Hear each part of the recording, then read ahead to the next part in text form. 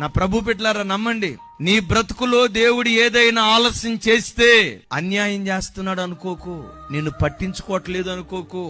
నీ జీవితంలో దేవుడు ఏదైనా ఆలస్యం చేస్తే నిన్ను చిన్న చూపు చూసాడు అనుకోకు.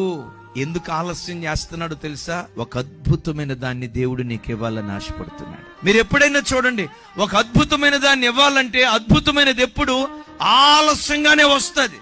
అబ్రహాము శారాల జీవితంలో ఆలస్యం చేశాడు. ఆలస్యం చేసి చేసి నవ్వును పుట్టించే ఇస్సాకును దేవుడిచ్చాడు. హన్నా ఎల్కానాల జీవితంలో దేవుడు ఆలస్యం చేశాడు. ఆలస్యం చేసి చేసి తాను మొదలుకొని బెయిర్షెబ వరకు ప్రఖ్యాతిగాంచిన ప్రవక్తను ఆ ఇంటిలో నుంచి లేవనెత్తాడు. ఎలిజబెత్ జకరియాల జీవితంలో ఆలస్యం చేశాడు.